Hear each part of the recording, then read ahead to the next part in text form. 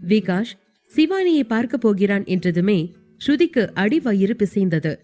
சிவானி ஏற்கனவே மிகவும் பிடிவாதமானவள். அன்றைக்கு எல்லார் முன்னிலையிலும் விகாஷ் அவளுடைய பழைய காதல் கதையை பேசிவிட்டதால் வேறு வழியே இல்லாமல் ராகேஷை திருமணம் செய்து கொண்டாள். அவளுக்கு அந்த திருமணம் பிடிக்கவில்லை என்பதும் ஸ்ருதியை வெறுக்கிறாள் என்பதும் அவளுடைய கண்களில் பிரதிபலித்துக் கொண்டிருந்தது. ஸ்ருதி படுக்கையில் இருந்து எழுந்து பதட்டமாக அறைக்குள் நடக்க ஆரம்பித்தாள். விகாஷ் பாத்ரூமிலிருந்து வெளியே வந்தவுடன் ஸ்ருதி வேகமாக அவன் அருகில் சென்று, "எதுக்காக இப்ப நம்ம சிவானி வீட்டுக்கு போறோம்?" என்று கேட்டாள். விகாஷ் அவளை பார்த்து, "இன்னைக்கு டாக்டர் ராகேஷ் மற்றும் சிவானிக்கு ஃப்ரெண்ட்ஸ் அண்ட் ஃபேமிலி சார்பா சின்னதா ஒரு ரிசப்ஷன் வச்சிருக்காங்க" என்றான். ஸ்ருதி ஆச்சரியமாக கண்களை விரித்து, "கல்யாணம் ஆகி 1.5 மாசத்துக்கு அப்புறம் எதுக்கு இதெல்லாம் பண்றாங்க?" என்று கேட்டாள். விகாஷ் டவலால் முகத்தை துடைத்துக் கொண்டு, "அவங்க கல்யாணம் அவசர அவசரமா நடந்ததுல தங்கம். நம்ம சொந்தக்காரங்க மட்டும்தான் வந்திருந்தாங்க. ராகேஷ் சைட்ல அவங்க அப்பா அம்மா மட்டும்தான் இருந்தாங்க. அதனாலதான் அவங்க சொந்தக்காரங்களுக்காக சின்னதா ரிசப்ஷன் வச்சிருக்காங்க" என்றான் விகாஷ். ஸ்ருதி வேகமாக தலையை ஆட்டிக்கொண்டே, "எதுவா இருந்தாலும் நான் வரல. எனக்கு டயர்டா இருக்கு. நான் சீக்கிரம் தூங்க போறேன்" என்றாள். விகாஷ் ஸ்ருதி சொல்வதை கேட்டுவிட்டு தன் கையில் இருந்த டவலை கட்டிலில் எறிந்தபடி ஸ்ருதியை தன் அருகில் இழுத்தான். "நேத்து நான் உன்னை ரொம்ப டிஸ்டர்ப் பண்ணிட்டேன் போல இருக்கு. ஐ எம் சாரி" என்றான். கொஞ்ச நேரம் புரியாமல் முழித்த ஸ்ருதி அதன் பின் அவன் சொன்னதன் அர்த்தம் உணர்ந்து தலை குனிந்தாள். "நான் அதுக்காக சொல்லல" என்று மட்டும் குனிந்தபடி முணுமுணுத்தாள். விகாஷ் சிரித்துக் கொண்டே அவளை தன்னோடு இழுத்து அணைத்துக் கொண்டான். "டிசப்பாயிண்ட் ஆகாத. அதனால எல்லாம் நான் எதையும் ஸ்டாப் பண்ண போறதில்ல. சும்மா ஜோக் பண்ண" என்றான். ஸ்ருதி அதிர்ச்சியோடு விகாஷை பார்த்தாள். இவனால் இவ்வளவு டர்ட்டியாக கூட பேச முடியுமா என்பதை போல அவள் பார்வை இருந்தது. அதன் பின் அவனிடமிருந்து விலகி போக முயற்சிக்க அவன் அவளை இழுத்து பிடித்துக் கொண்டு, "ஓடாத பிடி உஷா, கொஞ்ச நேரம் எனக்குள்ள அடங்கு" என்றபடி அவளை இறுக்கமாக பிடித்துக் கொண்டு அவள் காதருகே குனிந்து அவள் தோள்களில் முத்தமிட்டான். "சரி, நீ வரவேணா. ராகேஷ் நம்மள குடும்பத்தோட வர சொல்லிருக்காரு. நானும் அத்தையும் போயிட்டு வரோம். மனஸ்வினிக்கு நாளைக்கு டெஸ்ட் இருக்கு போல. அவ வரமாட்டேன்னு சொல்லிட்டா. மாமாவும் ஹோட்டல் ஏதோ கல்யாண ஆர்டர் இருக்குன்னு சொல்லிட்டாரு. தாத்தா அப்பாலாம் 8 மணிக்கே தூங்க போறாளுங்க. அதனால நானும் அத்தையாவது போகணும். இல்லைன்னா ராகேஷ் சங்கடப்படுவான். நான் தான் அவன் காதல் ஜெயிக்க காரணமா இருந்தேன்னு பையன் என் மேல ரொம்ப பாசத்தை பொழியறான்" என்றான் விகாஷ். ஸ்ருதி ஆமாம் என ஆமோதிப்பவள் போல தலையசைத்து விட்டு விகாஷின் கையை விடுவித்து அறையை விட்டு வெளியேறினாள்.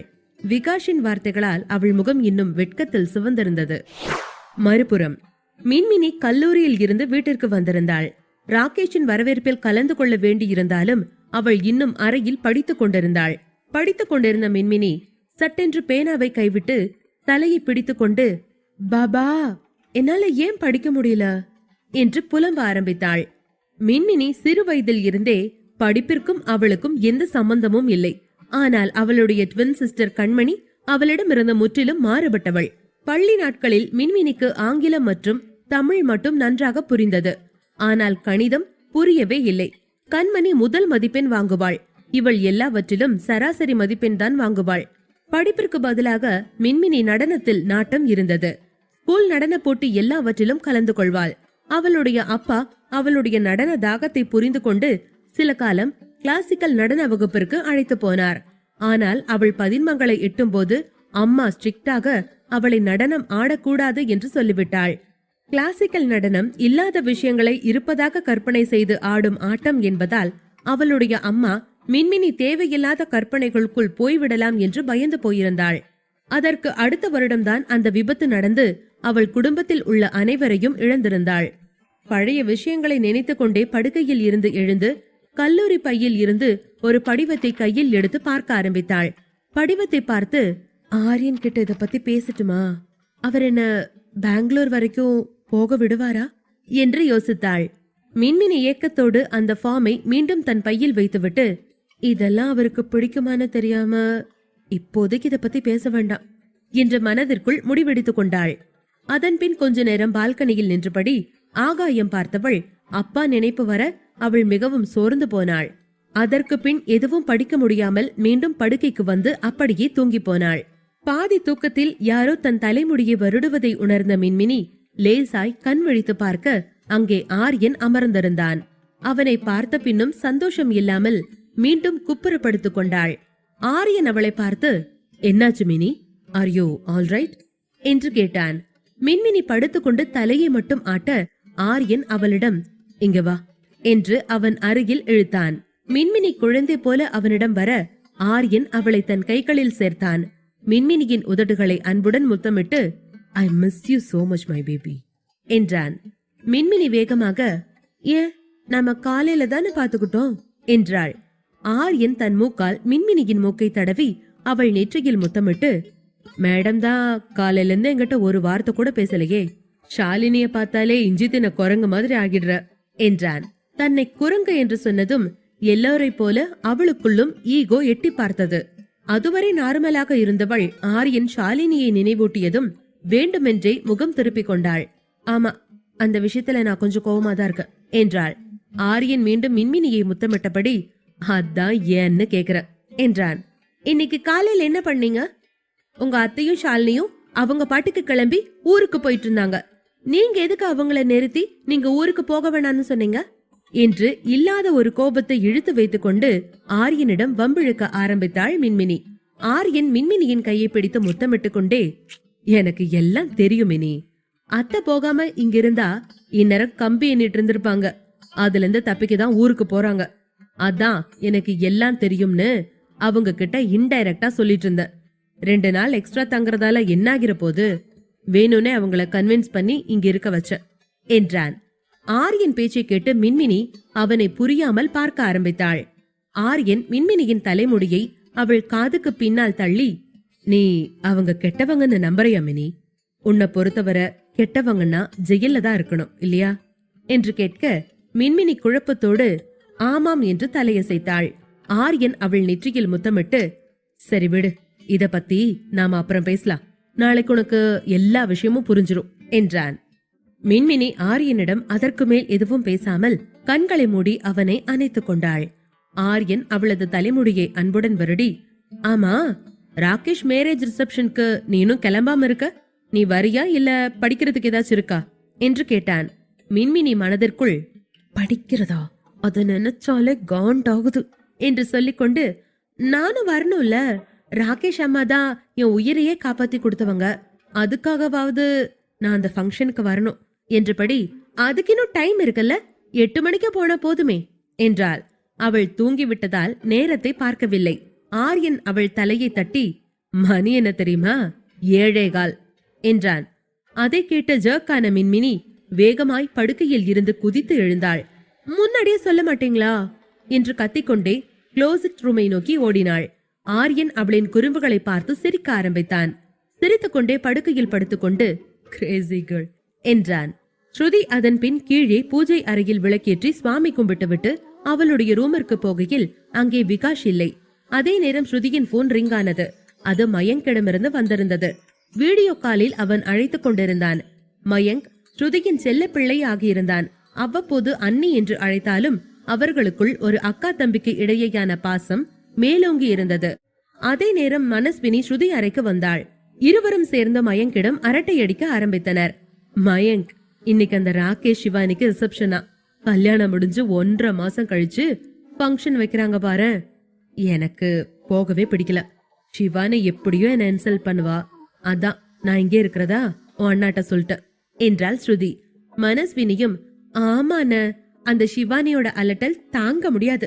ஒரு சிலர் பேசினா தானே தலைவலி வரும். எனக்கெல்லாம் அவளை பார்த்தாலே தலைவலிக்கும். அதான் நானும் வரல, டெஸ்ட்னு போய் சொல்லிட்டேன் என்றாள். அதை கேட்ட மயங்க் கொஞ்ச நேரம் அமைதியானான். அதன் பின், அண்ணனை வெறித்தனமா லவ் பண்ற ஒரு பொண்ணு கிட்ட நீங்க வேணும்னே அவரை தனியா அனுப்பி வைக்கிறீங்க. 2 பேரும் பாத்துக்க போறாங்க. கண்ணும் கண்ணும் நோக்கியா, அதுக்கப்புறம் என்ன வேணா நடக்கலாம், யார் கண்டா என்றவன் டூ டு டு டு டு டு என பாடலை ஹம் செய்ய ஆரம்பிக்க ஸ்ருதி அலட்டானாள். மனுவிற்கு மயங்க் பேசிய எதுவும் புரியவில்லை. அண்ணா, எனக்கு புரியல, யாரு சொல்ற என்று கேட்டாள். மயங்க் சிரித்துக் கொண்டே, புரிஞ்சவங்களுக்கு புரிஞ்சா போதும் என்றான். அதன்பின் அப்புறம் கூப்பிடுற நீ என்றபடி வீடியோ காலை கட் செய்தான். அழைப்பு துண்டிக்கப்பட்ட பிறகும் ஸ்ருதி போனையே பார்த்து கொண்டு உறைந்து போய் அமர்ந்திருந்தாள். மனு அவளை உலுக்கி, அண்ணி, மயங்க் யார பத்தி சொல்றான் என்று கேட்டாள். சுய நினைவு திரும்பிய ஸ்ருதி உடனே மனுவின் கையை பிடித்து, அத பத்தி அப்புறம் பேசலாம், முதல்ல என் கூட வா என்று அவளை இழுத்துக்கொண்டு கீழே போனாள். ஆரியன் அமர்ந்தபடி கண்மூடி அசந்திருந்தான். அப்போது யாரோ தலையணையை முகத்தில் எரிய ஆரியன் திடுக்கிட்டு எழுந்து அமர்ந்தான். காதில் தோடுகளை போட்டுக்கொண்டே கண்ணாடி முன் நின்றிருந்த மின்மினியை நோக்கி அவன் கண்கள் பதிந்தன. ஆரியன் படுக்கையில் இருந்து எழுந்து கையில் தலையணையுடன் அவள் அருகில் வந்தான். ஓ வேலையா என்று கேட்டான். மின்மினி கண்ணாடியை பார்த்து கவனமாக திருகாணியை திருகிக் கொண்டே, நான் எவ்வளவு நேரமா கூப்பிடுறேன், உங்க காதலே விழல, நான் என்ன பண்றது என்றாள். ஆனால் ஆரியன் லிப்ஸ்டிக் தடவப்பட்ட அவளது அசையும் உதடுகளை பார்த்து கொண்டிருந்தவன் அதன் பின் மின்மினியை கீழிருந்து மேல் வரை காதலோடு பார்த்தான். ஹனி பிரவுன் புடவையில் மிகவும் அழகாக இருந்தாள். ஹனி பிரவுன் நிறம் அவளது சிகப்பு நிறத்தை மேலும் தூக்கி கொடுத்தது. அதில் ஆரியனுக்கு பிடித்த விஷயம் என்னவென்றால், அவள் புடவை கட்டும்போது சற்று முதிர்ச்சியாக தெரிந்தாள். மின்மினியை பார்த்ததும் ஆரியன் தன்னை கட்டுப்படுத்திக் கொள்ள சிரமப்பட்டான். அவள் கையை பிடித்து அவள் மெலிதான இடுப்பை தன் கைகளால் பிடித்துக் கொண்டு, இப்படியாவா நீ ஃபங்க்ஷனுக்கு வரப்போற என்றான். மின்மினி ஆரியனின் சில்மிஷங்களால் வெட்கப்பட்டபடி, ஆமா, ஏன் நான் பார்க்க நல்லா தானே இருக்கேன் என்று மீண்டும் ஒருமுறை தன்னை கண்ணாடியில் சரிபார்த்து கொண்டாள். ஆரியன், சம்மத்தியா இருக்க என்றபடி குனிந்து மின்மினியின் உதட்டில் முத்தமிட்டான். அதன்பின் அவனை, என் லிப்ஸ்டிக் எல்லாம் போச்சு, ஒரு நாள் அழகா தெரிய விடுறீங்களா என்று சலித்துக் கொண்டே ஆரியனை தள்ளிவிட்டு மீண்டும் கண்ணாடி முன் நின்றாள் மின்மினி. ஆரியன் சிரித்துக் கொண்டே ஆடைகளோடு பாத்ரூமிற்குள் போனான். மினிதான் அதற்கு பின்னும் அங்கே நின்றாள். ஆரியன் மறுபடி தன்னுடைய மேக்கப்பை கலைக்கலாம் என தோன்றியதால் கீழே ஆச்சி ஐயாவோடு போய் அமர்ந்து கொண்டாள். ஆச்சி மின்மினியை பார்த்து நெட்டி முறித்தாள். என் கண்ணே பட்டுடும் மின்மினி, கல்பனாட்ட சொல்லி நல்லா திருஷ்டி கழிக்க சொல்லணும் என்றார். மின்மினி சிரித்துக் கொண்டே ஆச்சியின் தோளில் சாய்ந்து கொண்டாள். அதன் பின், ஐயா, நீ எங்களோட பொம்மை குட்டி, அழகி. ஆமா மீனா, நீ சொன்னபடி கல்பனாட்ட சொல்லி நல்லா மின்மினிக்கு சுத்தி போடு என்றார். இவர்கள் இருவரும் மாற்றி மாற்றி அவர்கள் பேத்தியை கொஞ்சிக் கொண்டிருந்த போது அங்கே ஆரியன் வந்தான். ஆமாமா, நீங்க பேசிட்டு இருக்கிறத பார்த்தா உங்க பேத்தியத்தான் சுத்தி எங்கேயாவது தூக்கி போடணும். யாருக்குன்னு படக்கூடாதுன்னா அப்புறம் மின்மினிய வீட்டுக்குள்ளேயே தான் இருக்கணும். அதெல்லாம் மூட நம்பிக்கை ஆச்சி. மின்மினி அழகா இருக்கான்னு இன்னுமா நீங்க நம்புறீங்க என்று கேலி செய்தான். மின்மினி ஆரியனை முறைக்க ஆரம்பிக்க ஐயா ஆச்சியின் தோளை இடித்து, எப்படி நம்ம வளர்ப்பு என்று கண்ணால் கேட்டார். ஆச்சியும் ஐயாவை முறைக்க ஆண்கள் இருவரும் சத்தமில்லாமல் காரில் ஏறினார்கள். ஆச்சியும் மின்மினியும் பின்னால் சென்று ஏறிக்கொண்டார்கள். சாலி கிராமத்தில் விகாஷ் வெளியே போய் சிகரெட் வாங்கிக் கொண்டு உள்ளே வந்தான். அதே நேரம் ஸ்ருதி ஃபங்க்ஷனுக்கு ரெடியாகி கொண்டிருந்தாள். அர்ச்சனா அவளை தயார் செய்து கொண்டிருந்தார். விகாஷ் அர்ச்சனாவிடம் வந்து, இவ இந்நேரத்துக்கு எங்க போறா, கோயிலுக்கா என்று கேட்டான். அர்ச்சனா புன்னகைத்து கொண்டே, இல்ல விகாஷ், எனக்கு தலைவலியா இருக்கு, அதான் உன்னையும் ஸ்ருதியையும் ரிசப்ஷனுக்கு அனுப்பிட்டு நான் ரெஸ்ட் எடுக்க போறேன் என்றார். ஸ்ருதி மனதிற்குள் அர்ச்சனாவிற்கு தேங்க்ஸ் சொல்ல ஆரம்பித்தாள். அர்ச்சனா அம்மா மட்டும் சமாளிக்கலைன்னா விகாஷ் கேள்வி மேல் கேள்வி கேட்டு துருவி எடுத்து சிவானி மீதான தன்னுடைய பொறாமை பற்றிய உண்மையை கண்டுபிடித்திருப்பான். விகாஷ் யோசனையோடு ஸ்ருதியை பார்த்தான். அதன் பின் அவள் அருகே போய், உனக்கு வர்றதுக்கு கஷ்டமா இருந்தா நீ இங்கேயே இரு, அர்ச்சனாத்துக்கிட்ட நான் பேசிக்கிறேன், நான் மட்டும் போயிட்டு வரேன், அதுக்கப்புறமா நம்ம குடும்பமா இன்னொரு நாள் போலாம் என்றான்.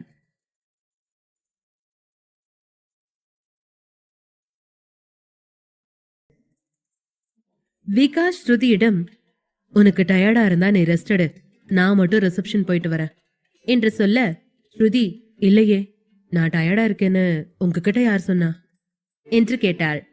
விகாஷ் அவளை ஆச்சரியத்துடன் பார்த்தான். ஈவினிங் நீ தானே என்கிட்ட சொன்ன என்றான். சரி சரி, பேசிட்டு இருந்தா லேட் ஆயிடும், முதல்ல கிளம்பு, ரெடியாகு என்ற ஸ்ருதியை ஆச்சரியமாக பார்த்தபடி விகாஷ் தயாராக போனான். ஸ்ருதி சிரித்துக் கொண்டே அங்கிருந்து கீழே போனாள். இருவரும் ரெடியாகி கார் அருகே வந்தார்கள். காரில் ஏறிய பின் விகாஷ் ஸ்ருதியின் கைகளை பிடித்துக் கொண்டு ஓட்ட முயற்சித்தான். ஆனால் ஸ்ருதி, இதெல்லாம் வேணாம், சீக்கிரம் ஃபங்க்ஷன் போயிட்டு சீக்கிரமா வீட்டுக்கு வரணும், சோ ஸ்பீடா போ என்றாள். விகாஷிற்கு அவள் செய்கைகள் எல்லாம் மர்மமாக இருந்தன. இருந்தாலும் சிரித்துக் கொண்டே, ஐயோ அப்செட் வித் மீ என்று கேட்டான். ஸ்ருதி அதை காதில் வாங்காதவள் போல் வேறெங்கோ வேடிக்கை பார்த்து கொண்டே வந்தாள். விகாஷ் அதன் பின், நீ ஏன் சீக்கிரமா வீட்டுக்கு வரலான்னு சொல்றேன்னு எனக்கு தெரியும் என்றான். ஸ்ருதி அவனை ஆச்சரியமாக பார்க்க, நீ நேத்து நைட்டு நடந்தத ரீக்ரியேட் பண்ண நினைக்கிற, சரியா என்று குறும்பாக கேட்டான். ஸ்ருதியோ, ஓவரா பண்ணாத சரியா, ஒழுங்கா ரோட்ட பார்த்து வண்டி ஓட்டு. நீ பேசுறதுக்கும் நான் யோசிக்கிறதுக்கும் சிங்கே ஆகல. மரியாதையா வண்டி ஓட்டுறதுல மட்டும் கான்சென்ட்ரேட் பண்ணு என்றாள் செல்ல கோபத்துடன். இருவரும் சிரித்துக் கொண்டே காரில் ராகேஷ் ரிசப்ஷன் நடக்கும் இடத்திற்கு வந்தனர். அதே நேரம் மின்மினியும் ஆரியனும் காரில் எதுவும் பேசிக்கொள்ளாமல் அமைதியாக வந்தனர். ஐயா ஆரியனோடு சில பிசினஸ் விஷயங்களை பேசிக்கொண்டே வந்தார். சென்னையின் பிரதான இடத்தில் அந்த மாளிகை மாதிரியான மண்டபம் இருந்தது. நால்வரும் காரை விட்டு இறங்குகையில் பத்திரிகைகளும் மீடியாக்களும் அவர்களுடைய குடும்பத்தை சூழ்ந்து புகைப்படம் எடுத்தார்கள். மின்மினிக்கு அசௌகரியமாக இருக்கவே அவள் ஆரியனின் கையை இறுக பற்றி கொண்டாள். ஆரியன் அவளை அணைத்தபடி, உனக்கு ஏன் கூட்டம்னா இவ்வளவு பயம்? இப்படி பயந்துட்டே இருந்தா உன்னால முன்னேறவே முடியாது என்றான். மின்மினி ஆரியனை பரிதாபமாக பார்த்தபடி அவனோடு நடக்க ஆரம்பித்தாள். அதே நேரம் மீடியாக்களை பார்த்து புன்னகை செய்ய ஆரம்பித்தாள். ஆரியன் ஆச்சரியத்தோடு சந்தோஷமும் அடைந்தான். அப்போது டாக்டர் கௌரி அங்கே வந்து அவர்கள் 4 பேரையும் வரவேற்றார். டாக்டர் பரமசிவமும் எங்கிருந்தோ வந்து அவர்களை வரவேற்பதில் இணைந்து கொண்டார். அவர்கள் குடும்பம் சென்னையில் பெரும் பின்னணி கொண்ட குடும்பம் என்பதால் இந்த ரிசப்ஷனை கவர் செய்ய பல மீடியாக்கள் இறங்கியிருந்தார்கள். ஆரியனும் மின்மினியும் ஆச்சி ஐயாவுடன் மண்டபத்திற்குள் நுழைந்தனர். அதே நேரம் விகாஷ் தன்னுடைய காரை மண்டபத்திற்கு வெளியே பார்க் செய்துவிட்டு ஸ்ருதியை கையை பற்றி கொண்டு நடக்க ஆரம்பித்தான். ஸ்ருதி இளம் பச்சை நிற பட்டுப்புடவை அணிந்து அதற்கேற்ப எளிமையாக அலங்கரித்திருந்தாள். விகாஷ் ஒரு கருப்பு நிற சூட் அணிந்து கம்பீரமாக அவளோடு வந்தான். டாக்டர் கௌரி விகாஷை பார்த்ததும் அணைத்துக் கொண்டார். தேங்க்ஸ் விகாஷ், நீ இல்லனா இந்த கல்யாணமே நடந்திருக்காது. நீதான் எங்க விஐபி ஃப்ரெண்ட், உள்ள வாங்க என்றார். ஆனால் மீடியா விகாஷ் மற்றும் ஸ்ருதியை அதிகம் கண்டு கொள்ளவில்லை. விகாஷும் ஸ்ருதியும் திருமண மண்டபத்திற்குள் நுழைந்தனர். ஆரியனும் மின்மினியும் சித்தார்த் நிவாசினை அருகே போய் நின்று கொண்டனர். ஆரியனும் சித்தார்த்தும் அவர்களுடைய பள்ளிக்கால நண்பர்களை கண்டு கொண்டு அவர்களோடு பேச போனார்கள். மின்மினி நிவாசினியோடு சேர்ந்து கொண்டாள். பெரியவர்கள் எல்லோரும் பொண்ணு மாப்பிள்ளையை பார்த்து வாழ்த்து விட்டு வர ஒன்று கூடி மேடை அருகே சென்றார்கள். ஸ்ருதிக்கு உள்ளே நுழைந்ததும் சங்கடமாக இருந்தது. அவள் இப்படியான இடங்களுக்கு வந்ததில்லை. விகாஷ் குடும்பமும் எளிமையானது. அதனால் அமைதியாக விகாஷை பிடித்துக் கொண்டே உள்ளே போனாள். பொண்ணு மாப்பிள்ளை அருகே ஒரு பெரிய கூட்டம் லைனில் காத்து கொண்டிருக்கவே இவர்கள் இருவரும் பின் வரிசையில் நின்று கொண்டார்கள். விகாஷ் அவள் முகம் வாடி போனதை பார்த்து, என்னாச்சுமா, ஏன் ஒரு மாதிரி இருக்க என்று கேட்டான். ஸ்ருதி கூட்டத்தை கண்களால் காட்டி, எனக்கு கூட்டம்னு அலர்ஜி என்றாள். விகாஷ் புரிந்து கொண்டு, எனக்கும் இங்க யாரையும் தெரியாது, ராகேஷ் சிவானிய பார்த்துட்டு சீக்கிரம் கிளம்பிடலாம் என்றான். சரி என தலையசைத்தாள் ஸ்ருதி. மறுபுறம் டாக்டர் ராகேஷும் சிவானியும் மேடையில் தயார் செய்து வைக்கப்பட்ட புன்னகையோடு அமர்ந்திருந்தார்கள். இந்த 1.5 மாதங்களில் இருவருக்குமான இடைவெளி அப்படியேதான் இருந்தது. ஆனால் டாக்டர் கௌரியின் பிடிவாதத்தால் இன்றைய ஃபங்க்ஷன் நடந்து கொண்டிருந்தது. சிவானியை தன்னுடைய குடும்பத்தார் எல்லோருக்கும் அறிமுகம் செய்ய வேண்டும் என்று அவள் விரும்பினாள். டாக்டர் ராகேஷ் சிவானியிடம், எனக்கு புரியுது சிவானி, உனக்கு இந்த விஷயம் எல்லாம் பிடிக்காதுதான். ஆனா என்னோட அப்பா அம்மாவுக்காக கொஞ்சம் சமாளிச்சு நடந்துக்க. இன்னும் கொஞ்ச நேரம் தான், அப்புறம் நம்ம வீட்டுக்கு போயிட போறோம். அது வரைக்கும் கொஞ்சம் சிரிச்சுக்கிட்டு என்றான். சிவானி சரி என்று தலையசைத்தாள். உண்மையில் சிவானியும் டாக்டர் ராகேஷை நேசித்தவள் என்பதால் அவளுக்கு அவனை பிடிக்கும் என்று சொல்ல விரும்பினாலும், ஆனால் சில நாட்களாக டாக்டர் ராகேஷின் நடத்தை சொல்லிக் கொள்ளும்படி இல்லை. அதன் காரணமாக இருவருக்கும் இடையே சமரசம் ஏற்படவில்லை. விகாஷ் டாக்டர் ராகேஷ் மற்றும் சிவானியை சந்தித்துவிட்டு சீக்கிரம் கிளம்பி விடுவோம் என்று எண்ணி நேராக அவர்களை நோக்கி லைனில் நகர்ந்து கொண்டிருந்தான். அப்போது யாரோ ஒருவர் அவசரமாக வந்து விகாஷ் மீது மோதவிட்டு, excuse me, I am sorry என்று சொல்ல, விகாஷ் பரவாயில்ல என்றான். இருவரும் நிமிர்ந்து ஒருவரை ஒருவர் பார்க்கையில் ஆச்சரியப்பட்டனர். சித்தார்த் விகாஷிடம், ப்ரோ நீங்களா, எப்படி இருக்கீங்க, பொண்ணு சைடா நீங்க என்று கேட்டான். விகாஷ் சிரித்துக் கொண்டே சித்தார்த் கைகளை குலுக்கியபடி, ஆமா என்றான். அதான பார்த்தேன், ராகேஷ் ஃப்ரெண்டா இந்நேரம் என்கிட்ட இன்ட்ரோ கொடுத்திருப்பான். அவங்க உங்க வைஃபா என்று கேட்டுக்கொண்டு ஸ்ருதியை பார்த்து கை நீட்டினான் சித்தார்த். ஹாய், என் பேர் சித்தார்த். உங்க ஹஸ்பண்டும் நானும் மீட் பண்ணது வித்தியாசமான சிச்சுவேஷன்ல இல்ல ப்ரோ என்று சிரித்தான். ஸ்ருதி சித்தார்த்தை ஆச்சரியமாக பார்த்தபடி வணக்கம் சொன்னாள். அதே நேரம் ஆரியன் சித்தார்த்தை தேடிக்கொண்டு அங்கே வந்தான். ஆரியன் விகாஷோடு சித்தார்த் நின்று கொண்டிருப்பதை பார்த்ததும் முகம் சுருங்கினான். விகாஷை ஆரியன் இன்னமும் ஞாபகம் வைத்திருந்தான். எப்படி மறக்க முடியும்? முதலில் தன்னுடைய கைகளில் விலங்கு போட்ட முகத்தை அவ்வளவு சீக்கிரம் மறந்துவிட முடியுமா என்ன? சித்தார்த் அதை பற்றியெல்லாம் எந்த கவலையும் இல்லாமல் விகாஷோடு சிரித்து பேசிக் கொண்டிருந்தான். சித்தார்த் அப்படித்தான். அவன் எங்கிருந்தாலும் சந்தோஷமா இருப்பது மட்டுமே போதுமானது என்று நினைப்பான். ஆரியன் யோசித்துக் கொண்டே சித்தார்த்தை பார்த்து, எங்க போன சித்? நாம் இன்னும் ராகேஷ மீட் பண்ணல, தெரியும்ல? அங்க ஸ்டேஜுக்கு கீழே எல்லாரும் நமக்காக வெயிட் பண்றாங்க என்றான். சித்தார்த் விகாஷை கை காட்டி, இவர் உனக்கு ஞாபகம் இருக்கா? இன்ஸ்பெக்டர் விகாஷ் என்றான். விகாஷும் ஆரியனை பார்த்தான். அவனுக்கு ஆரியன் மீது எந்த அபிப்பிராயமும் இல்லாமல் இருந்தது. அவன் பெரிய இடத்து பிள்ளை என்பதையும் அவனை அரெஸ்ட் செய்து ஸ்டேஷன் அழைத்து போன போது ஸ்டேஷனில் ஹீரோவை போல நடந்து கொண்டதையும் விகாஷ் மறக்கவில்லை. ஸ்ருதி ஆண்கள் பேசிக் கொண்டிருக்கட்டும் என்று கல்யாண அலங்காரங்களை வேடிக்கை பார்க்க ஆரம்பித்திருந்தாள். ஆரியன் விகாஷை பார்த்து, ஞாபகம் இருக்கு, மறக்கக்கூடிய ஆளா இவரு? ஃபர்ஸ்ட் டைம் என்ன தைரியமா அரெஸ்ட் பண்ணி விலங்கு போட்ட ஆளாச்சே என்றான். இந்த முறை விகாஷ் ஆரியனை பார்த்து புன்னகைத்தான். நீங்களும் மறக்கக்கூடிய ஆளா என்ன? போலீஸ் ஸ்டேஷனு கூட பார்க்காம செம்ம சீன் போட்ட ஆள் தானே என்றான். அதன்பின் இருவரும் சமாதானம் ஆனவர்கள் போல கை குலுக்கிக் கொண்டார்கள்.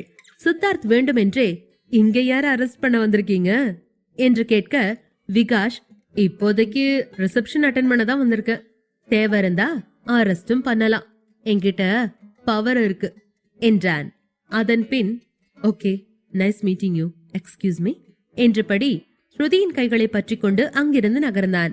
ஸ்ருதி ஏதச்சியாக திரும்பி பார்க்க அவள் கண்கள் ஆரியனை பார்த்து திகைத்தன. அவனை ஏற்கனவே பார்த்திருக்கிறாள், ஆனால் எங்கே என்று தெரியாமல் அதை பற்றி யோசிக்க ஆரம்பித்தாள். கொஞ்ச நேரத்தில் இருவரும் வரிசைப்படி ராகேஷ் சிவானியை போய் பார்த்தார்கள். டாக்டர் ராகேஷ் பதறி எழுந்து விகாஷை கட்டி கொண்டான். என்ன வாழ வச்ச தெய்வமே, எங்க வராம போயிடுவீங்களோன்னு பயந்த என்றான்.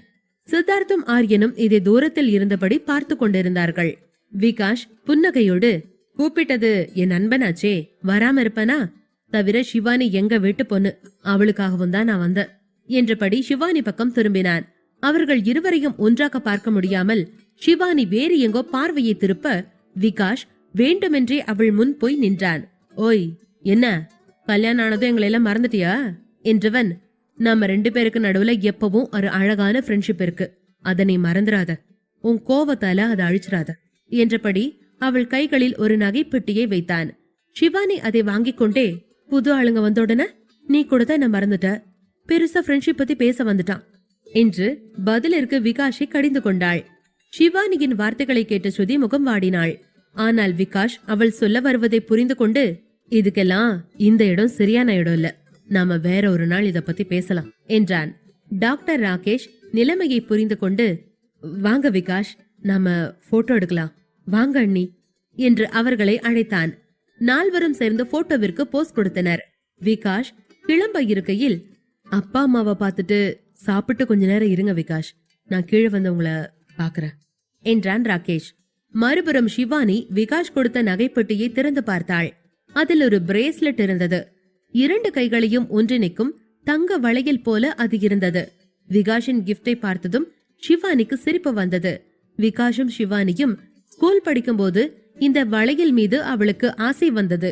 அப்போது அந்த வளையலை வாங்க அவர்களிடம் பணம் இல்லை. விகாஷ் ஒரு நாள் பெரியவனாகி சம்பாதித்து இந்த வளையலை அவளுக்கு பிரசன்ட் செய்வதாக வாக்களித்திருந்தான்.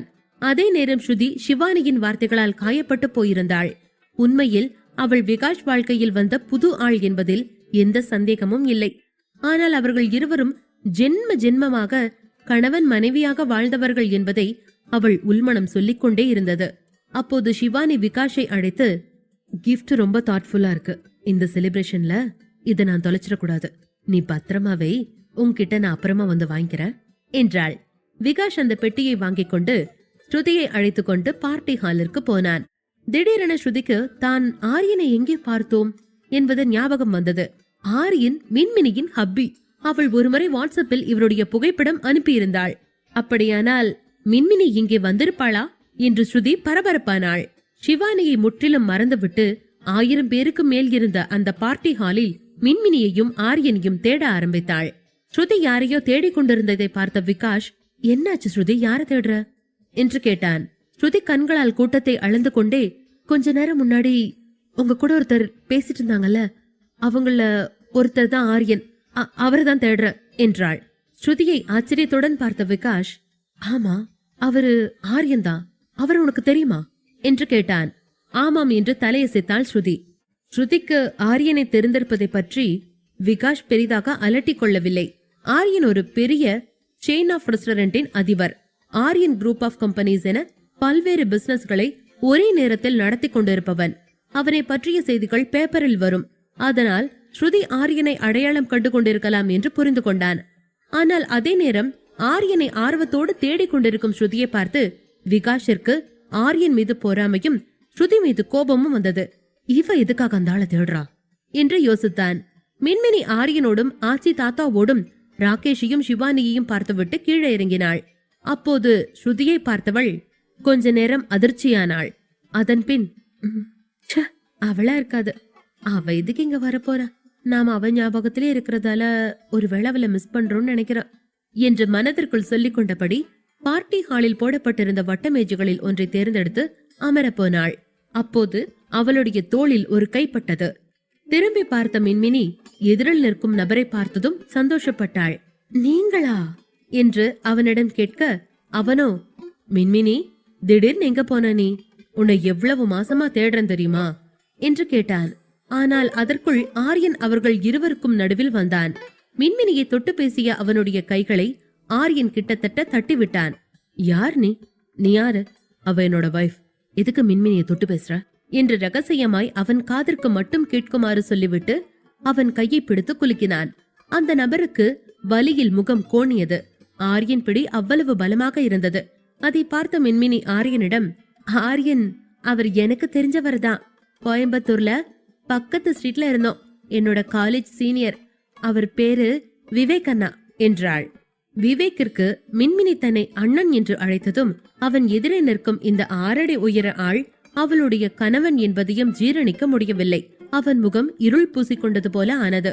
ஆரியன் விவேக்கை பிடித்திருந்த கைகளை விடுவித்துவிட்டு, நீ அண்ணான்னு கூப்பிடுற எல்லாரும் உனக்கு அண்ணா இட மாட்டாங்க மினி என்று கோபத்தோடு அவளை தன் பக்கம் இழுத்தான். அப்போது அங்கே வந்த சஞ்சய் விவேக்கை நெருங்கி, வா, நான் பொண்ணு மாப்பிளைய பார்த்துட்டேன், நாம கிளம்பலாம் என்றான். விவேக் சஞ்சயை பார்த்து, அண்ணா, மின்மினி இங்கதான் இருக்கா, நான் அவளை பார்த்தேன் என்றான். சஞ்சய் விவேக்கை முறைத்து கொண்டே, இந்த பெரிய வீட்டு கல்யாணத்துல அந்த அநாத பொண்ணு எப்படி இருக்க முடியும்? அவ நினைப்பாவே தெரியறதால உனக்கு யார பார்த்தாலும் மின்மினி மாதிரியே இருக்கும்னு நினைக்கிறேன். முதல்ல உன்ன ஒரு ஹாஸ்பிட்டல்ல சேர்க்கணும் என்றான். விவேக், இல்லனா சத்தியமா அது மின்மினிதான். அவளும் என் கூட பேசினா, இங்கதான் இருந்தா என்று தேடி பார்க்க ஆரியன் அவளை அழைத்து கொண்டு வேறு பக்கம் போயிருந்தான். சஞ்சய் விவேக்கின் தலையை தட்டி, உனக்கு இப்ப பொண்டாட்டி வந்துட்டா விவேக், இன்னமும் மின்மினி பேரை சொல்லிட்டே அலையறது நல்லதுக்கில்ல. விவேக் வேகமாக சஞ்சயை ஒருபுறம் திருப்பி, பாருனா, அது மின்மினிதான், நான் பொய் சொல்லல, நாங்க இப்ப கொஞ்சம் முன்னாடி பேசணும் என்றான். சஞ்சய் மின்மினியை பார்த்து ஆச்சரியப்பட்டபடி, ஆமா விவேக், அந்த பொண்ணுதான். ஆனா அவ ஆரியன் கூட என்ன பண்றா என்று கேட்டான்.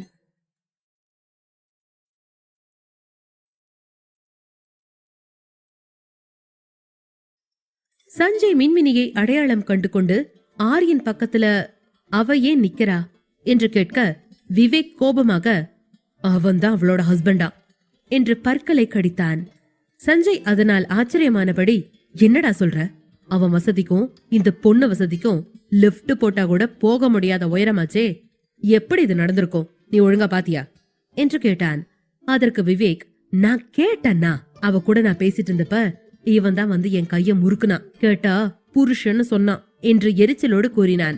சஞ்சய் கொஞ்ச நேரம் மின்மினியை பார்த்து கொண்டிருந்தபட்டு, சரி, இனிமே அவளை நீ மொத்தமாவே மறந்துட்டு உன்னோட கல்யாண வாழ்க்கையில கான்சென்ட்ரேட் பண்ணு.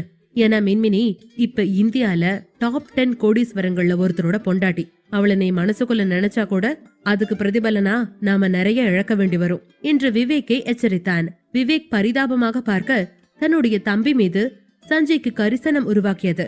அதே நேரம் மின்மினி எப்படி ஆரியனோடு சேர்ந்தாள் என்பதும் அவர்களுக்கு புரியாத புதிராக இருந்தது. விவேக் உண்மையில் மனம் தளர்ந்துதான் போயிருந்தான். அவனுக்கும் மின்மினிக்கும் 4 வயது வித்தியாசம் இருந்தது. அவன் 12வது படிக்கையில் மின்மினி 8வது படித்துக் கொண்டிருந்தாள். அப்போதில் இருந்தே விவேக் மின்மினியை காதலித்துக் கொண்டிருந்தான்.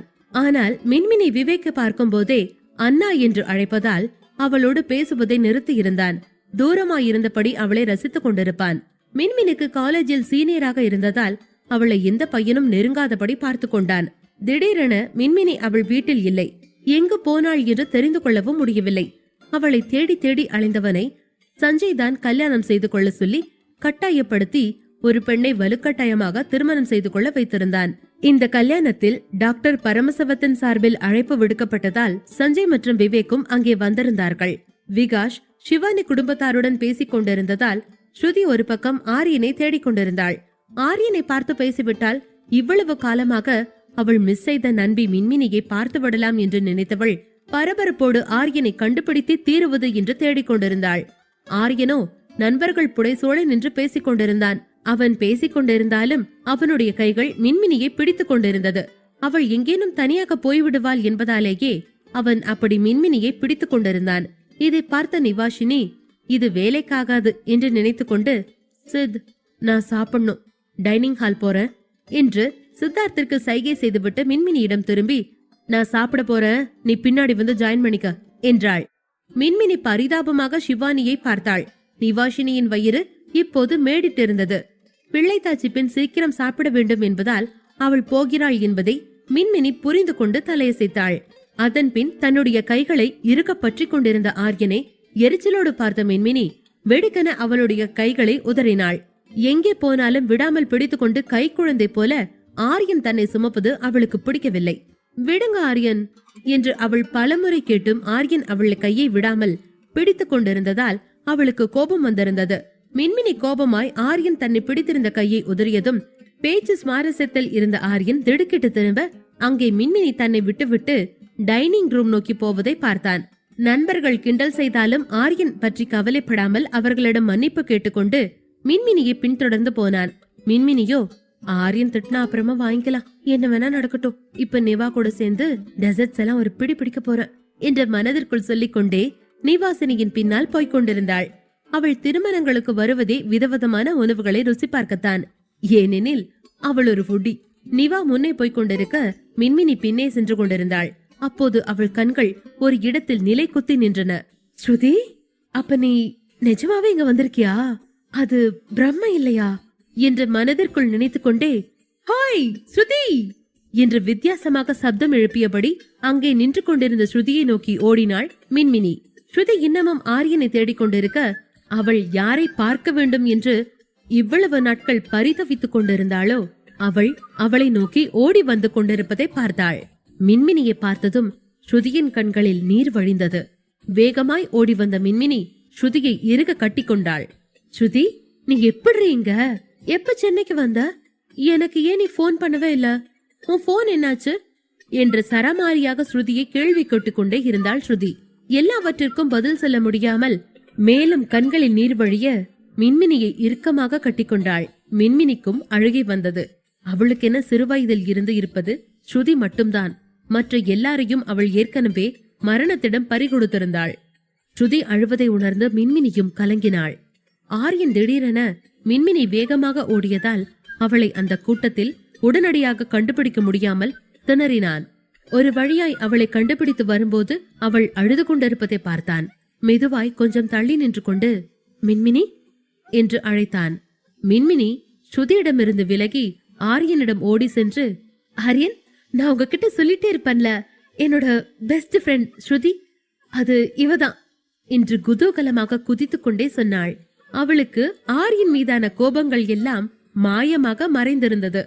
ஸ்ருதியை பார்த்துவிட்ட சந்தோஷமே மேலோங்கி இருந்தது. ஆரியனுக்கும் ஸ்ருதி யார் என புரிந்தது. திருமணமான புதிதில் இவள் அடிக்கடி போனில் பேசிக் கொண்டிருந்த பெண் என்பதால் ஆரியன் மரியாதையாய் வணக்கம் சொன்னான். மின்மினி ஸ்ருதியை ஆராய்ந்து அவள் கழுத்தில் மின்னிய தாலியை கண்டுபிடித்ததும் முகம் சுருங்கினாள். உனக்கு அறிவே இல்லையா ஸ்ருதி? நான் அவ்வளவு சொல்லியும் நீ அந்த சஞ்சயை தான் கல்யாணம் பண்ணிட்டியா? வீட்ல போர்ஸ் பண்ணாலும் உனக்கு எங்க போச்சு புத்தி என்று கோபித்துக் கொண்டாள். ஏனெனில் அதே கல்யாண மண்டபத்தில் அவள் சஞ்சயை பார்த்திருந்தாள். அவள் காலேஜில் படிக்கும் போதில் இருந்தே சஞ்சய் ஸ்ருதி அண்ணனை பார்க்க வந்து போய் கொண்டிருந்தான். அப்போதே சஞ்சய் கல்யாண பேச்சுவார்த்தையை தொடங்கி இருந்தாலும் ஸ்ருதியின் அக்கா திருமணத்திற்கு பின்னர்தான் அவளுடைய திருமணம் பற்றி யோசிக்க வேண்டும் என்று அவளுடைய அப்பா சொல்லிக் கொண்டிருந்தார். ஆனால் அவளுடைய அம்மாவிற்கும் அண்ணனுக்கும் சஞ்சயை பிடித்திருந்தது. அதனால் அவர்கள் இந்த கல்யாணத்தை கொஞ்ச நாள் கழித்து நடத்தி விடலாம் என்று பேசிக் கொண்டிருந்தார்கள். மின்மினி அதையெல்லாம் கேட்டு ஸ்ருதியிடம் முன்பே சொல்லியிருந்தாள். சஞ்சய் மாதிரியான நேர்மை இல்லாத ஒரு நபரை அவள் எக்காரணம் கொண்டும் கல்யாணம் செய்து கொள்ளக்கூடாது. குடும்பமே எதிர்த்தாலும் ஸ்ருதி அவனை கல்யாணம் செய்யக்கூடாது என்று சத்தியம் வாங்கியிருந்தாள். அதனாலேயே மின்மினிக்கு ஸ்ருதியை பார்த்ததும் அவள் சஞ்சயை திருமணம் செய்து கொண்டிருக்கலாம் என்ற எண்ணம் தோன்றியது. மின்மினி அப்படி கேட்டதும் ஸ்ருதி இல்லை என்று தலையசைத்துக் கொண்டே மீண்டும் அழ ஆரம்பித்தாள். மின்மினி அவளை ஆஸ்வாசப்படுத்திக் கொண்டே, எப்பவும் நான் தான் அதிகமா அழுதுகிட்டே இருப்ப, இப்ப என்னோட இடத்த நீ பிடிக்க பாக்குறியா என்று கேட்டாள். அதை கேட்ட ஸ்ருதி கண்ணீரோடு புன்னகித்துக் கொண்டே, நான் ஒன்னும் உன்ன மாதிரி சோகத்தில் அழல என்றாள். மின்மினி, என்ன சொல்ற, எனக்கு புரியல என்று விழித்தாள். விச் மீன்ஸ் கல்யாணம் நடந்தது எனக்கோ சஞ்சய்க்கோ இல்ல என்று சொல்லி மின்மினியை பார்த்து கண் சுமிட்டினாள் ஸ்ருதி. அப்படின்னா நீ யார கல்யாணம் பண்ணிக்கிட்ட என்று மின்மினி கேட்டாள். ஆரியன் இவர்கள் இருவரையும் அமைதியாக வேடிக்கை பார்த்தபடி நின்று கொண்டிருந்தான். ஸ்ருதி மின்மினியை பார்த்து, இந்த 3 மாசத்துல நிறைய நடந்து முடிஞ்சிருச்சு மின்மினி, எல்லாத்தையும் இங்க வச்சு பேசிட முடியாது என்றாள். அப்போது ஸ்ருதி கொஞ்சம் உணர்ச்சி வசப்பட்டு இருந்தாள். மின்மினியை தேடி அவள் கோவையில் வந்த நாட்கள், சந்தித்த பிரச்சனைகள் என எல்லாம் அவள் கண்கள் முன் நிழலாடிக் கொண்டிருந்தது. மின்மினிக்கு ஸ்ருதி ஏதோ பெரிய பிரச்சனையை சந்தித்திருக்கிறாள் என்பது வரைக்கும் புரிந்தது. அதனால், சரி உன் ஹப்பி எங்க, அவர் எனக்கு இன்ட்ரோடியூஸ் பண்ணு என்றாள். ஆரியனுக்கு பின்னால் நின்று இவர்களை வேடிக்கை பார்த்து கொண்டிருந்த விகாஷ் முன்னே வந்தான். இவ என்னோட வைஃப், நான் தான் ஸ்ருதியோட ஹஸ்பண்ட் என்றான். மின்மினி யோசனையோடு சிநேகமாய் விகாஷை பார்த்து புன்னகைக்க ஆரியன் ஆச்சரியம் தாங்காமல், இன்ஸ்பெக்டர் விகாஷ் என்று சொன்னான். அதே நேரம் விகாஷ் ஸ்ருதியை பார்த்து, நாங்க தனியா விட்டுட்டு இங்க வந்து என்ன பண்ற ஸ்ருதி, நமக்கு தேவைப்படாத ஆட்கள் இந்த கல்யாணத்துக்கு வந்திருக்கிறதா இன்ஃபர்மேஷன் வந்திருக்கு என்றான். ஆரியன் அந்த வார்த்தைகள் அவனை குறிப்பதாக நினைத்துக் கொள்ள ஸ்ருதி விகாஷிடம், இவ மின்மினி என்னோட பெஸ்ட் ஃப்ரெண்ட், இவளை தேடிதான் நான் சென்னை வந்தேன் அப்பத்தான் என்று எதையோ சொல்ல ஆரம்பித்து அருகில் ஆரியன் இருந்ததால் எதையும் சொல்லாமல் பாதையில் நிறுத்தினாள். விகாஷ் மின்மினியை பார்த்து புன்னகைத்தான். வணக்கம் சொன்னான். மின்மினி குழப்பத்தோடு பதிலுக்கு வணக்கம் சொன்னாள். இந்த ஸ்ருதி முதல் எதுக்கு கல்யாணம் பண்ணினானே புரியலையே.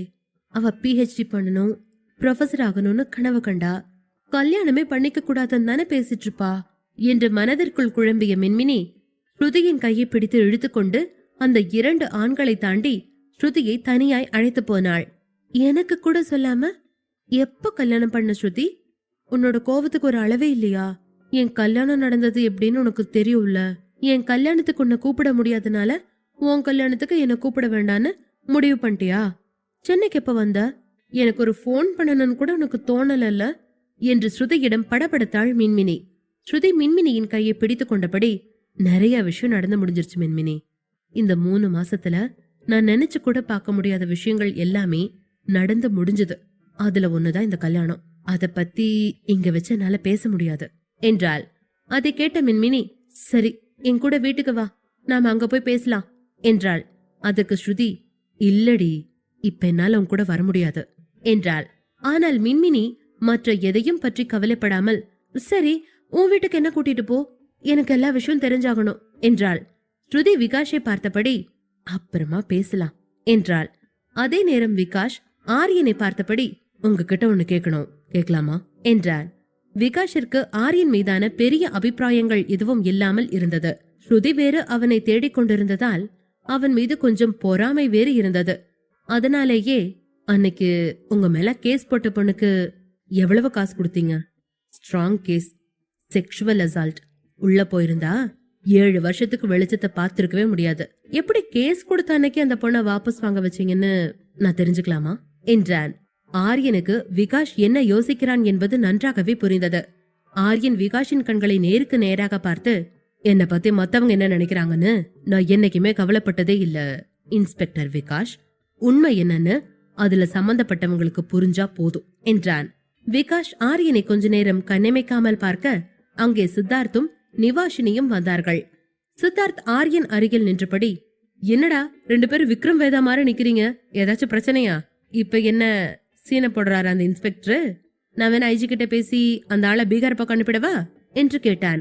ஆரியன் விகாஷை பார்த்து புன்னகைத்தபடி, சேச்ச அந்த மாதிரி எதுவும் பண்ணிடாத. அவர் மின்மினியோட கெஸ்ட், நாம் அவரை நல்லவிதமாவே நடத்துவோம் என்றான். விகாஷ் பதிலிற்கு புன்னகைத்தான்.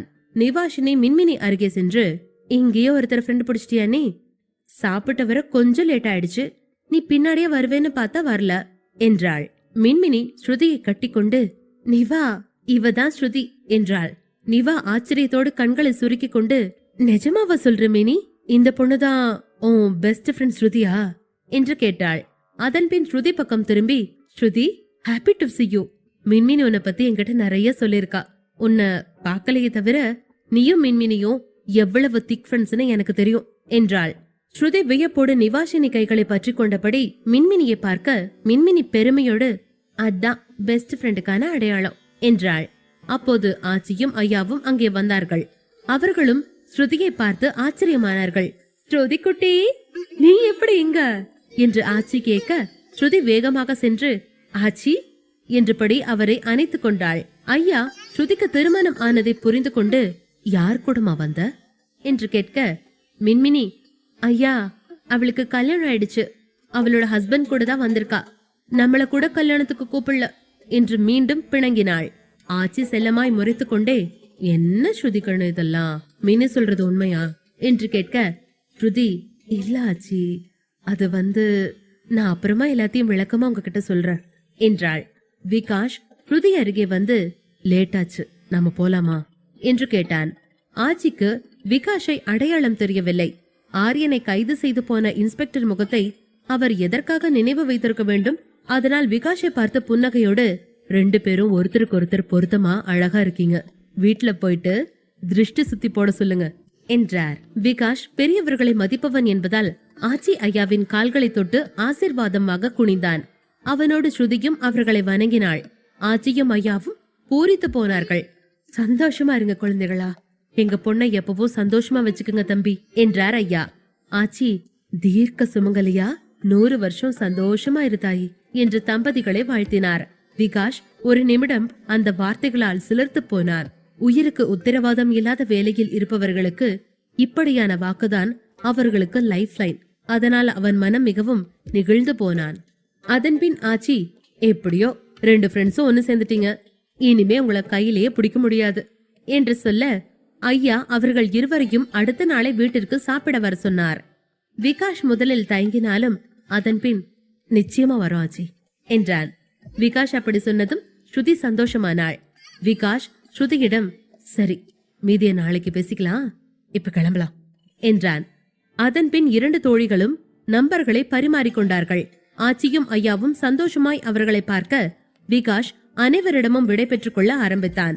அங்கிருந்த எல்லாரும் சந்தோஷமாக விகாஷிடம் பேசிக் கொண்டிருக்க ஆரியன் மட்டும் ஆத்திரத்தோடு விகாஷை பார்த்து கொண்டிருந்தான். விகாஷ் ஆரியனை பார்த்து எதுவும் பேசாமல் ஸ்ருதியை அழைத்துக் கொண்டு கிளம்பினான்.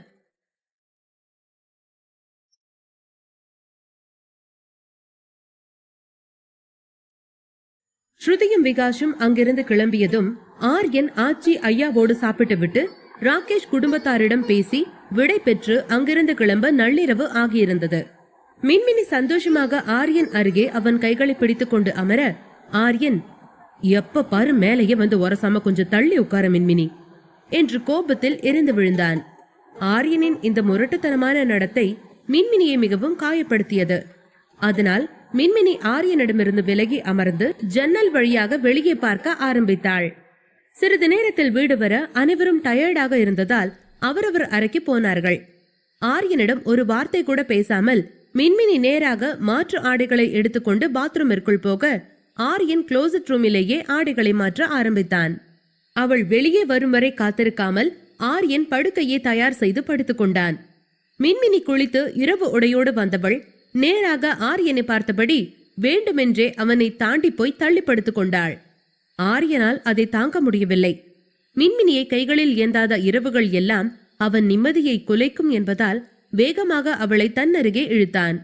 மின்மினி, வேணா ஆரியன், சும்மா மேல வந்த ஒருசனா உங்களுக்கு பிடிக்காது என்று ஆரியன் பிடிக்குள் வர விரும்பாமல் விலகினாள். ஆரியன் தன்னுடைய வார்த்தையால் தான் மின்மினி அப்படி கோபமாக இருக்கிறாள் என்பதை புரிந்து கொண்டான். ஆனாலும், ஏன் உன் ஃப்ரெண்டு ஸ்ருதி வந்த உடனே நான் வேணான்னு நினைக்கிறியா?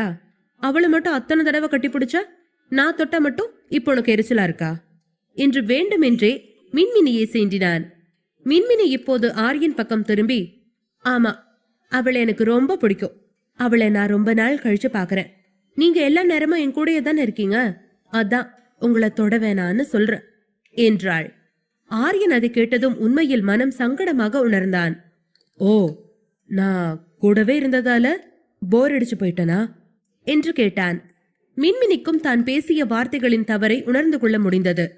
சாரி, நான் அப்படி எங்க சொன்னேன் என்று பதறி போய் ஆரியனின் கைகளுக்குள் தன்னை சேர்த்து கொண்டாள். ஆரியனுக்கு அதன் பின்புதான் சந்தோஷம் வந்தது. அதான பார்த்தேன், ஐ லவ் யூ, நீ மட்டும்தான் என் மனசுல இருக்க. இப்ப திடீர்னு உன் ஃப்ரெண்டுக்கு நீ இம்பார்ட்டன்ஸ் கொடுத்ததும் ஒரு நிமிஷம் கலங்கிட்ட என்றான். மின்மினிக்கு ஆரியனோடு விளையாட வேண்டும் என்று தோன்றவே, ஓஹோ, நீங்க மட்டும்தான் என்ன லவ் பண்ணணும்னு ஏதாவது ரூல்ஸ் இருக்கா என்ன? நான் எப்பயும் இந்த மாதிரி யோசிக்க மாட்டேன்பா என்றாள். அதை கேட்டதும் ஆரியனுக்கு மறுபடியும் கோபம் வந்தது. அப்ப எனக்கு முன்னாடி உன்னை யாரெல்லாம் லவ் பண்ணிருக்காங்கன்னு சொல்லு, இப்ப நீ சொல்லியே ஆகணும் என்றான். அதே நேரம் சாலி கிராமத்தில் விகாஷ் அறையில் அவனுடைய உள்ளங்கைகளில் தன்னுடைய கண்ணம் வைத்தபடி ஸ்ருதி படுத்திருந்தாள். விகாஷ் அவள் தலையை வருடிக்கொண்டே, உன்கிட்ட ஒன்னு கேட்கட்டுமா என்று கேட்டான். விகாஷ் அப்படி கேட்டதும் படுத்திருந்த ஸ்ருதி எழுந்து அமர்ந்தாள். நீ என்ன கேட்க போறன்னு எனக்கு தெரியும், இரு நானே சொல்றேன் என்றவள். அந்த ஹனி பிரவுன் சாரியில இருந்தவ என் ஃப்ரெண்டு மின்மினி. நாங்க 2 பேரும் ரொம்ப சின்ன வயசுல இருந்தே ஃப்ரெண்ட்ஸ் என்றாள். விகாஷ் அதை கேட்டுவிட்டு, ஆனா அந்த வயசான தாத்தா பாட்டி யாரு? அவங்கள பார்த்தா உன் ஃப்ரெண்ட் சொந்தக்காரங்க மாதிரி தெரியலையே என்று கேட்டான். ஸ்ருதி ஒழுங்காக உட்கார்ந்து கொண்டே, சரி, உனக்கு ஃபர்ஸ்ட்ல இருந்து சொன்னாதான் புரியும், நான் சொல்றேன் கேளு என்றபடி உற்சாகமாக பேச ஆரம்பித்தாள். நாங்க சின்ன வயசுல இருந்த ஃப்ரெண்ட்ஸ். அவ +1 படிக்கிறப்ப ஒரு ஆக்சிடென்ட்ல ஃபேமிலியில இருந்த எல்லாரையுமே இழந்துட்டா.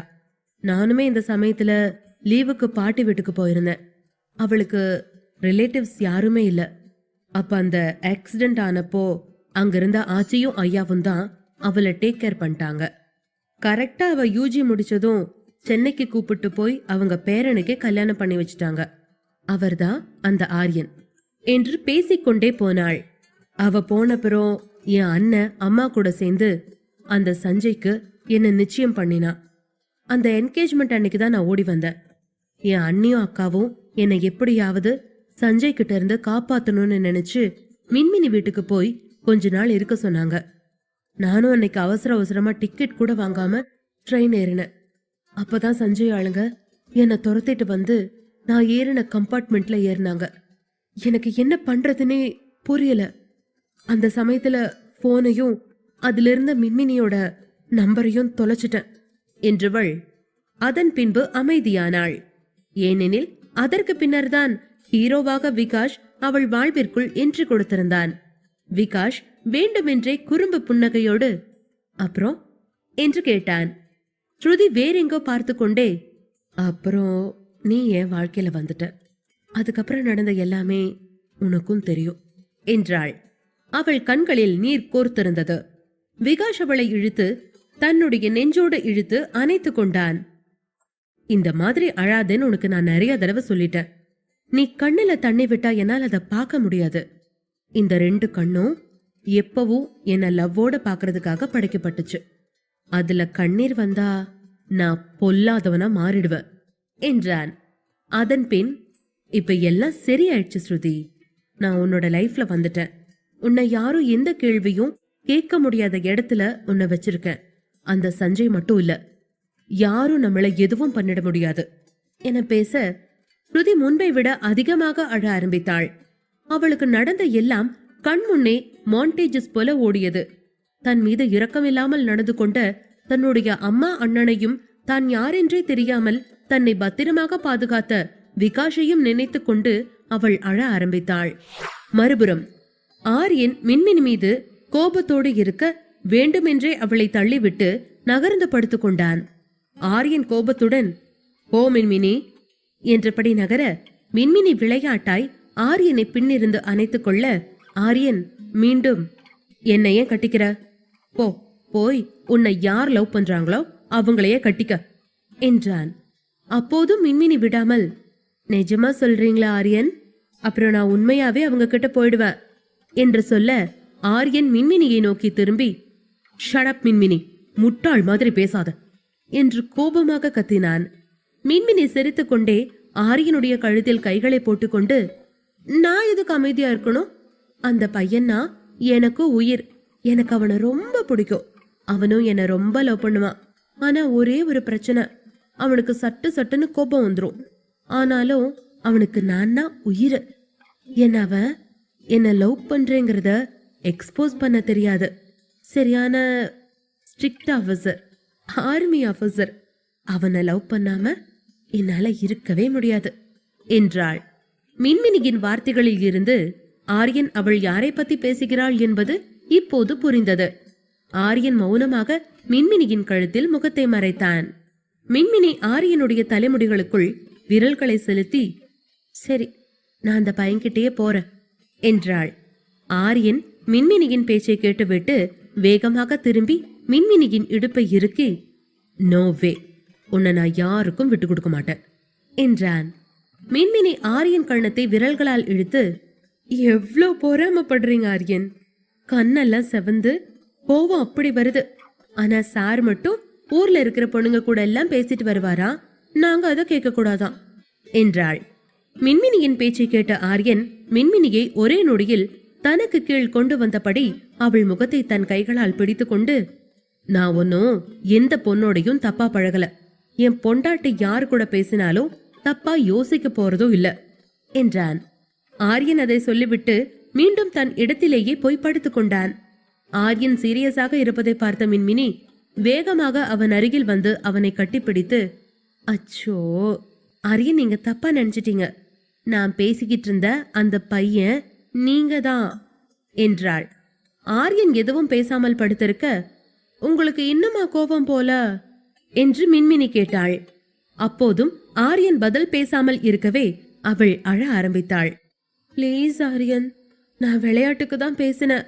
அதை போய் சீரியஸா எடுத்துக்காதீங்க. எனக்கு உங்களை தவிர யாருமே தேவையில்லைன்னு எப்பவோ முடிவு பண்ணிட்டேன் என்றாள். ஆரியன் அவள் உடைந்து போன குரலை கேட்டு எழுந்து அமர்ந்தபடி மின்மினியை தன்னோடு இழுத்தான். நானும் சும்மா வம்பு பண்ண மின்மினி, நீ சொல்லிதான் எனக்கு உன்னை பத்தி தெரியணுமா என்ன என்று கேள்வி கேட்டான். மின்மினி சினுங்கியபடி, அப்புறம் ஏன் ஃபங்க்ஷனுக்கு போயிட்டு வந்ததுல இருந்து என்கிட்ட உருன்னு இருக்கீங்க என்று கேட்டாள். ஆரியன் மின்மினியின் கண்ணீரை துடைத்து விட்டு, ஆமா, அப்ப நான் உன் மேல ரொம்ப கோவமா இருந்தேன். தெரியல, நீ என்ன தவிர வேற யார்கிட்ட க்ளோஸா பேசினாலும் எனக்கு கோவமா வருது என்றான். அதன் பின், நீ இன்னைக்கு ஆச்சிய 2 தரம் ஹக் பண்ண, உன் ஃப்ரெண்ட 5 தரம் ஹக் பண்ண. ஆனா நான் உன் பக்கத்துல வந்தா என்னை அவாய்ட் பண்ண 100 சாக்கு கண்டுபிடிக்கிற என்று குழந்தை போல கோவித்துக் கொண்டான் ஆரியன். அதை கேட்டுக்கொண்டிருந்த மின்மினி, ஹலோ, உங்களுக்கு என்ன தலையில் அடிபட்டு மூளை கீழே கலங்கிருச்சா? நான் பொண்ணுங்களை தானே கட்டிப்பிடிச்சேன். உங்களை மாதிரி ஷாலினி, ஜார்ஜினான்னு ஆப்போசிட் ஜெண்டர்ல உள்ள பொண்ணுங்களா தேடி போயா கட்டிப்பிடிச்ச என்றாள். அதன் பின் மின்மினி ஆரியனை கோபமாய் பார்த்து கொண்டே அவனிடமிருந்து விலகி, எனக்கு தூக்கம் வருது, நான் தூங்குறேன் என்றாள். ஆரியன் அவளை விடாமல் இருக்க பிடித்து கொண்டு, நீ எங்கிட்ட இருந்து ஓட பாக்குறேன்னு சொன்னது உண்மையாயிடுச்சு பாத்தியா என்றான். ஆமா, நீங்க உங்க மைண்ட லாஸ் பண்ணிட்டீங்க என்றாள். ஆரியன், புருஷன்ற மரியாதையே இல்லாம போயிடுச்சே என்றபடி தன்னுடன் அவளை சேர்த்து கொண்டு, நிஜமாவே நான் என்னோட லவ் உன்கிட்ட ஒழுங்கா காட்டாம தான் இருக்கனா? இன்னும் பயிற்சி வேண்டுமோ என்றான். ஸ்ருதி அமைதியாய் அமர்ந்திருக்க விகாஷ் அவளிடம், உன்கிட்ட ஒன்னு சொல்லணும் என்றான். ஸ்ருதி, சொல்லு விக்ஸ் என்றாள்.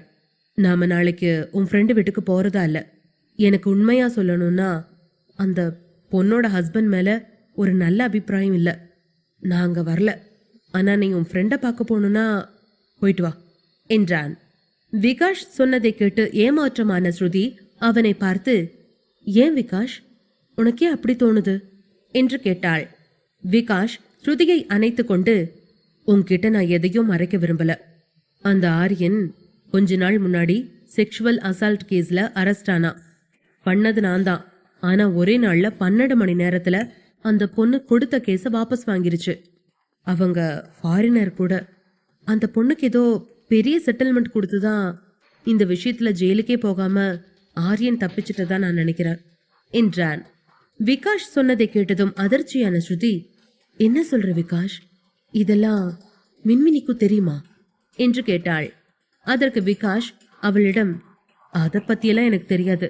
நீ அங்க போறது எனக்கு இஷ்டம் இல்ல. உனக்கு போகணும்னு தோணினா போ என்றான்.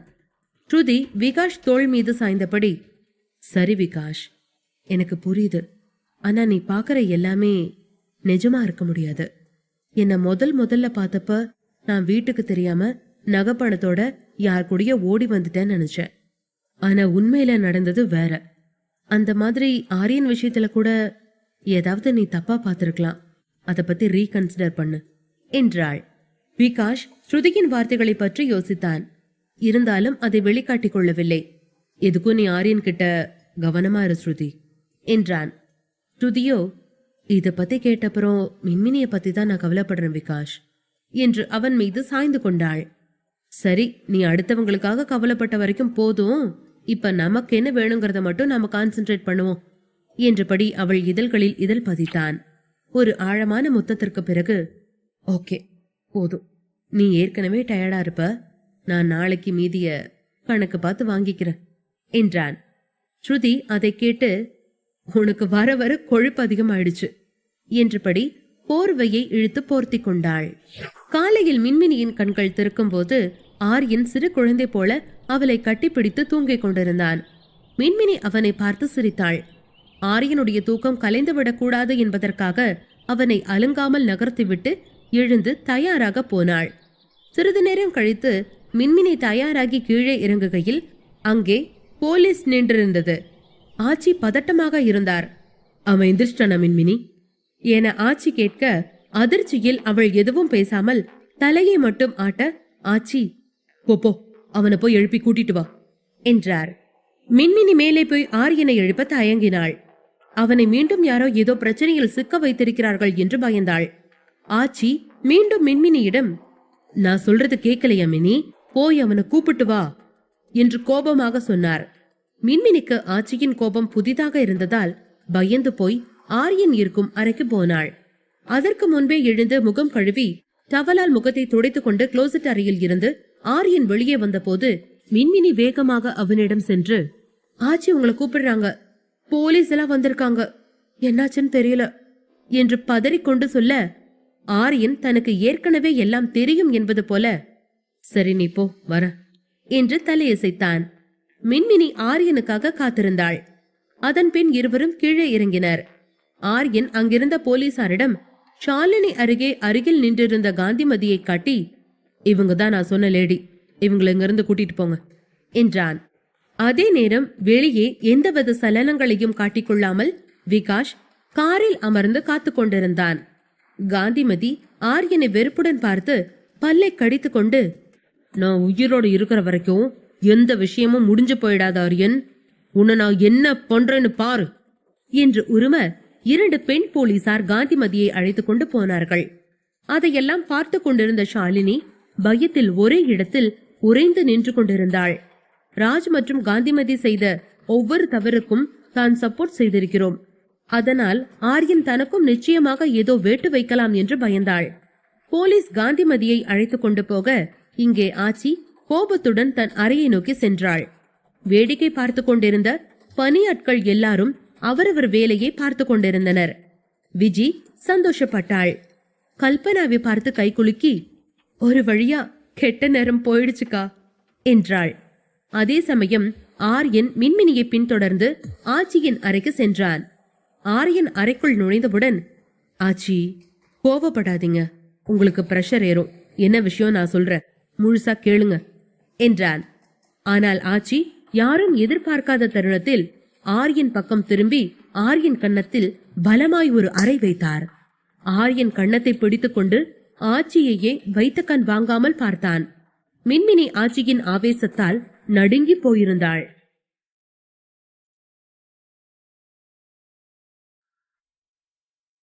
ஆச்சி ஆரியன் சொல்லிக் கொண்டிருந்த எதையும் காதில் வாங்காமல் ஆரியனை பலார் என அறைந்தார். ஆச்சியின் கோபத்தை பார்த்த மின்மினி பயத்தில் கதவோடு கதவாக ஒண்டிக் கொண்டாள். ஆரியன் ஆச்சி அறைந்ததை பெரிதாக எடுத்துக்கொள்ளவில்லை. ஆச்சி, என்னோட பாயிண்ட் என்னன்னு முதல்ல கேளுங்க. விளக்கமா பேச எனக்கு ஒரு சான்ஸ் கொடுங்க என்று பவ்யமாக சொன்னான். ஐயா அதையெல்லாம் சோஃபாவில் அமர்ந்தபடி அமைதியாக பார்த்து கொண்டிருந்து விட்டு, மீனா, நீ பண்ணிட்டு இருக்கிற விஷயம் தப்புன்னு உனக்கு நான் பல தடவை சொல்லிட்டேன். நீ அடிக்கிறதெல்லாம் யாரும் திருந்திட போறதில்ல. அவங்களுக்கு என்ன தோணுதோ அதைத்தான் செய்வாங்க என்று இருவருக்கும் பொதுவான ஒரு கருத்தை முன்வைத்தார். ஐயாவின் பேச்சை கேட்டு கோபமான ஆச்சி ஆரியனிடமிருந்து விலகி ஐயா முன் நின்றார். அப்ப அன்னைக்கு எனக்கு தோணினத நான் பண்ண நீங்க அலோ பண்ணிருந்தீங்கன்னா காந்திமதி இந்நேரம் இங்க இருந்திருப்பாளா? இந்த வீட்டுல நடக்க கூடாது என்னென்னவோ நடந்துச்சே, அதெல்லாம் நடந்திருக்குமா என்று கேட்டார். ஆரியன் பெரியவர்கள் இருவரும் வாக்குவாதம் செய்வதை பார்த்ததும் அவர்களுக்குள் நடுவில் நின்று, ஆச்சி, ஐயா, 2 பேரும் உங்க சண்டை நிறுத்துங்க, என்ன கொஞ்சம் பேச விடுங்க. இன்னைக்கு காந்திமதி அத்தை அரெஸ்ட் ஆகலைன்னா அவங்க இந்நேரம் ஒரு உயிரை எடுத்திருப்பாங்க. ஒரு கொலைய பண்ண தயாரா இருந்தாங்க. அதுதான் அவங்களோட நோக்கம். அதனாலதான் அது நடக்காம இருக்க நான் அவங்கள ஜெயிலுக்கு அனுப்பி வச்சேன் என்றான். அதை கேட்ட ஆச்சி திகைத்து போய் ஆரியனை பார்த்து, என்ன ஆரியன் சொல்ற? எனக்கு புரியல. என்ன கொலை? யார கொலை பண்ண போறது அவ பிளான் போட்டிருக்கா என்று கேட்டார். ஆரியன் அமைதியான குரலில், காந்திமதி அத்தை எதுக்காக ஐயாவை கொல்ல ஆசைப்படுறாங்கன்னு ஐயா அவர் வாயாலேயே சொல்றதுதான் ஆச்சி சரியா இருக்கும் என்றான்.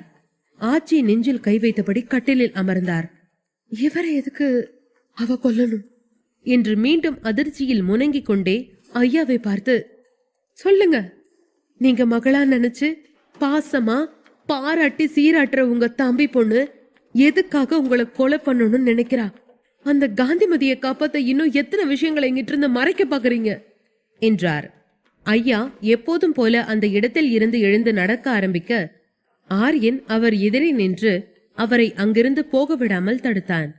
தாத்தா, நீங்க இப்ப பேசியே ஆக வேண்டிய நேரம். எப்பவும் போல இன்னைக்கும் அமைதியா இருக்காதீங்க என்று நிதானமான குரலில் சொன்னான். ஆரியனுடைய வார்த்தைகளால் தாக்கப்பட்ட ஐயா அங்கேயே சிலை போல நிற்க ஆச்சி நடந்து ஐயா அருகில் வந்து, சொல்லுங்க, இன்னும் எதையெல்லாம் உங்க மனசுக்குள்ளேயே போட்டு புதைச்சு வச்சிருக்கீங்க என்றார். ஐயா கொஞ்ச நேரம் கண்மூடி நின்றார்.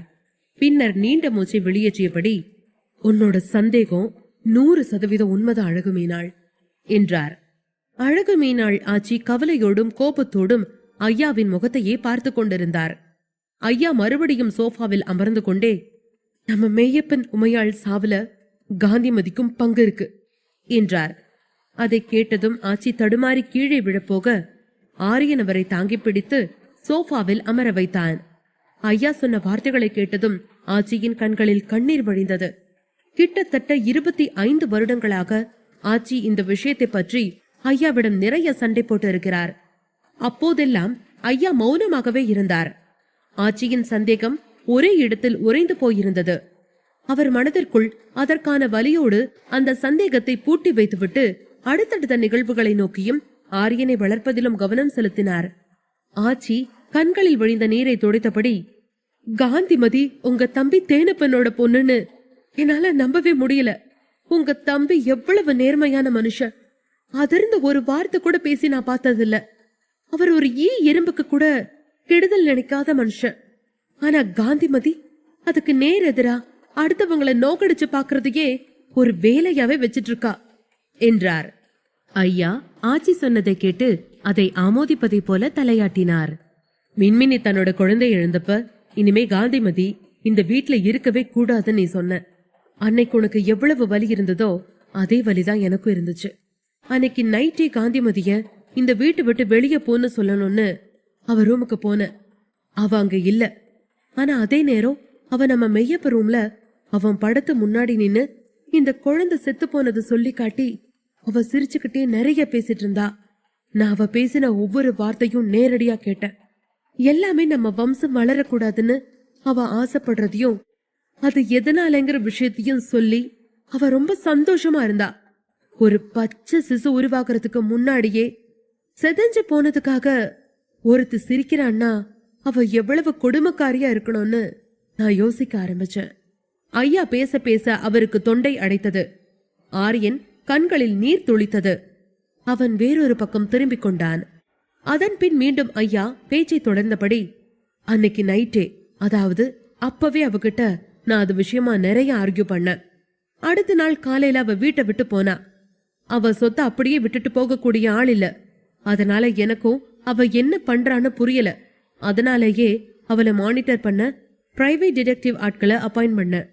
அப்போதான் தேனப்பன் தான் சாகிறதுக்கு முன்னாடி உயிர்ல சில சேஞ்சஸ் பண்ணிருக்கிறது புரிஞ்சது. அத படிச்சதுமே காந்திமதிக்கு மூஞ்சியே இல்ல. தேனப்பன் முதல்ல இந்த சொத்தை இந்த வீட்டுல பிறக்க போற முதல் குழந்தை பேர்ல இருக்கணும்னு எழுதியிருக்கான். அதாவது ஆரியன் தான் அண்ணன்.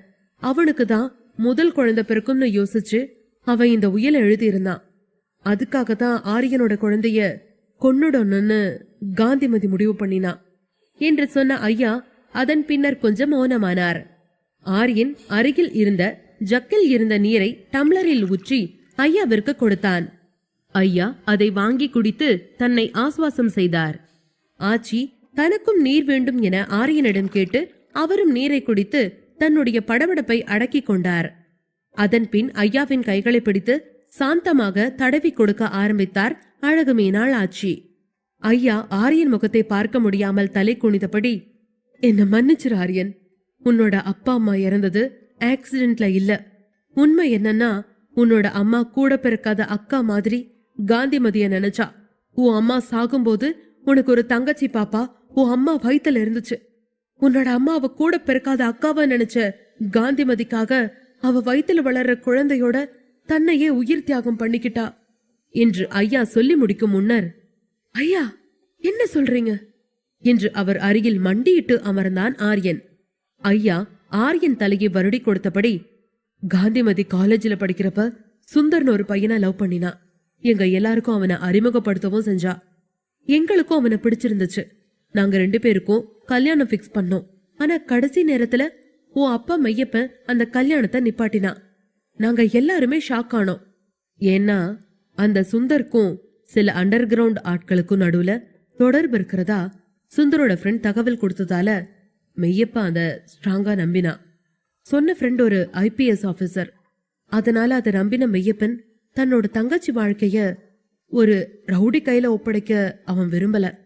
ஆரம்பத்துல நிறைய முறை காந்திமதி கிட்ட பேசி பார்த்தான். காதல் அவ கண்ணை மறைச்சது. வேற வழியே இல்லாம தான் அவன் கல்யாணத்தை நிறுத்த வேண்டியதா வந்துச்சு. ஆனா காந்திமதி அது எல்லாத்தையும் தாண்டி அந்த சுந்தரோட ஓடி போனா. இதெல்லாம் தேனப்பனை ரொம்ப கஷ்டப்படுத்துச்சு. சித்தப்பா பொண்ணு நல்லா இருக்கணும்னு மெய்யப்ப அண்ணனா பொறுப்பா நடந்துகிட்டதால அவருக்கு மெய்யப்ப மேல தனி பாசம் வந்துச்சு. அதே நேரம் காந்திமதிய அவருக்கு பிடிக்காமையே போயிடுச்சு. நம்ம சொந்த பொண்ணுக்கு நம்ம மேல அக்கறை இல்லாம போச்சே. அவ காதலிச்சவனோட ஓடி போயிட்டாளேன்னு ரொம்ப வருத்தப்பட்டாலும் மெய்யப்பன அவனோட பையனா பார்க்க ஆரம்பிச்சு பாசம் காட்டினா உன் சின்ன ஐயா தேனப்ப. கொஞ்ச நாள் கழிச்சு காந்திமதிய நாங்க குடும்பத்துக்குள்ள ஏத்துக்கிட்டோம். ஆனா சுந்தர் நிறைய கிரிமினல்ஸ்களோட பழக்கம், அண்டர் கிரவுண்ட்ஸ்ல பிசினஸ்னு தொடர்ந்து சட்டத்துக்கு விரோதமா செயல்பட்டுக்கிட்டே வந்தான். உன் அப்பாவோட IPS ஃப்ரெண்ட் வேற வழியே இல்லாம அவனை என்கவுண்டர் பண்ணிட்டாரு. அதுக்கப்புறம் காந்திமதிக்கும் மெய்யப்பனுக்கும் நடுவுல உள்ள வெறுப்பு இன்னும் அதிகமா வளர்ந்துச்சு. ஐயா பேச்சை நிறுத்தி கொஞ்ச நேரம் மூச்சு வாங்கினார். ஆச்சி ஐயாவின் முதுகை தடவி கொடுத்தார். மின்மினி ஆரியன் குடும்பத்தில் காந்திமதியின் பின்னணி என்ன என்பதை கேட்டுக்கொண்டு அதிர்ச்சியில் சிலை போல நின்று கொண்டிருந்தாள். அதன்பின் தொடர்ந்த ஐயா, காந்திமதி ரொம்ப சுயநலமா இருந்தா. அதனாலேயே என் தம்பி தேனப்ப உள்ளுக்குள்ள உடைஞ்சு போய் உடம்புலயும் அதோட பலன்களை அனுபவிக்க ஆரம்பிச்சான். அவன் கொஞ்சம் உடம்பு தேறி வந்ததும் காந்திமதி மறுபடியும் வீட்டுக்குள்ள வந்து போக ஆரம்பிச்சா. தேனப்பன் மட்டும் அவளை மன்னிக்கவே முடியாதுன்னு சொல்லிட்டான். ஆனா உன்னோட அப்பா காந்திமதிய மறுபடியும் மன்னிச்சு சேர்த்துக்கிட்டாரு. அவளுக்கு புருஷன் இல்லாததுனால அடைக்கலம் கொடுத்தாரு. அப்பதான் காந்திமதி சுந்தரோட அண்ணனோட தொடர்புல இருந்திருக்கா. தன்னோட நிம்மதியை கெடுத்த மெய்யப்பனை காந்திமதி பழிவாங்க நினைச்சா. இனிக்க பேசி உங்க அப்பாவை ஒரு ஃபார்ம் ஹவுஸ்க்கு வர சொன்னா. ஆனா உன்னோட அம்மா உங்க அப்பாவை தனியா போக விடல. 5 மாச பிள்ளைத்தாச்சி. உன்னை எங்கிட்ட கொடுத்துட்டு உங்க அப்பா கூட அந்த ஃபார்ம் ஹவுஸ்க்கு போனா. அப்பதான் என்றபடி ஐயா தலை குனிய அவர் கண்களில் இருந்து கண்ணீர் உருண்டோடியது. ஆச்சியும் அழ ஆரம்பித்தார். அதன் பின் ஐயா தன்னை கட்டுப்படுத்தியபடி, சுந்தரோட அண்ணன் தன்னோட தம்பி சேதத்துக்கு உன் அப்பாதான் காரணம்னு நம்பிட்டு இருந்தான். அவனோட பிளான் படி அந்த ஃபார்ம் ஹவுஸ் வீட்டுக்கு உங்க அப்பாவை வர வச்சது காந்திமதி தான்னு எனக்கு முந்தா நேத்து வரைக்கும் தெரியாது என்று ஐயா தன்னுடைய பேச்சை முடிக்கும் முன்னர் ஆச்சி கோபமாய் எழுந்தார். ஆரியன், காந்திமதி பண்ணின வேலைக்கு அவளை ஜெயில வச்சா பத்தாது, அவ சாகணும். என் பையனும் மருமகளும் எப்படி செத்தாங்களோ அதே மாதிரி சாகணும் என்றார். இந்த விஷயங்களை எல்லாம் கேட்டுக்கொண்டிருந்த மின்மினிக்கு உடல் நடுங்க ஆரம்பித்தது. அதன் பின் அங்கிருந்து வேகமாக நகர்ந்து அவளுடைய அறையை நோக்கி ஓடினாள்.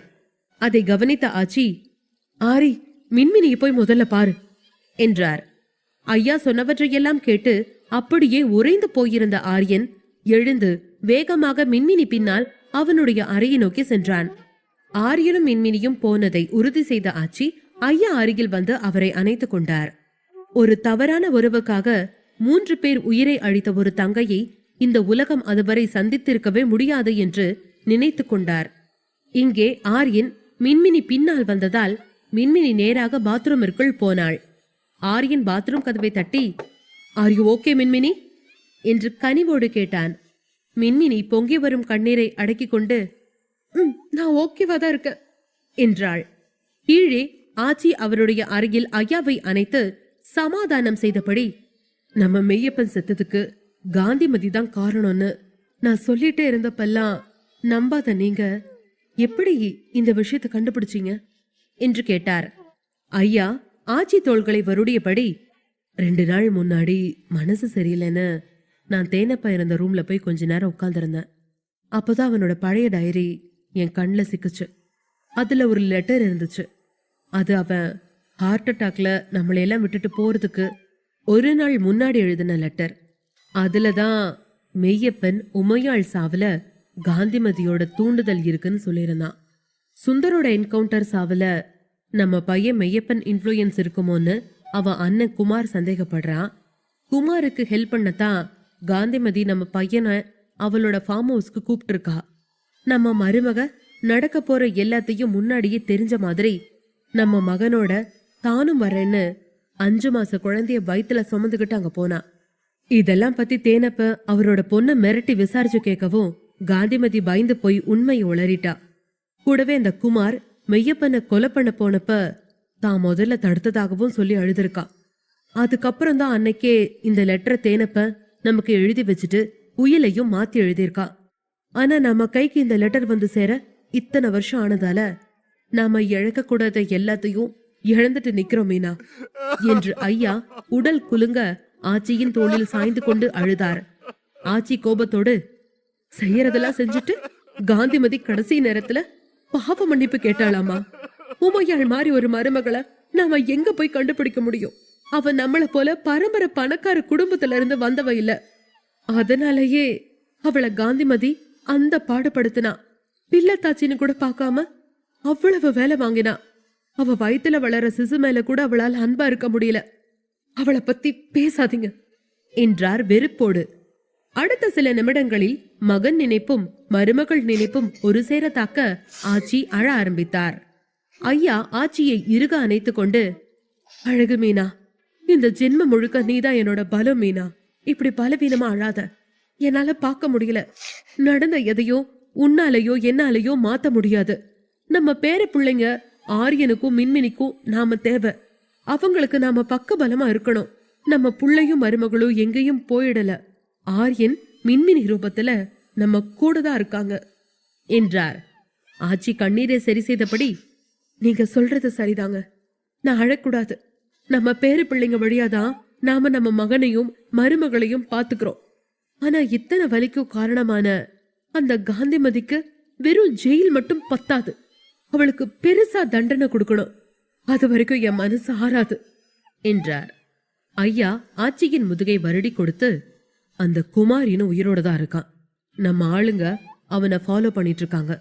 அவன் சிக்கின உடனே கேஸ மறுபடியும் ஓபன் பண்ணுவோம். அப்போ காந்திமதிக்கோ குமாருக்கோ என்ன தண்டனை தரணுமோ அது கிடைக்கும். இந்த தடவை நீ சொல்ற எதையும் நான் தட்ட மாட்டேன் மீனா. நீ யோசிச்ச எல்லாமே உண்மைதான்.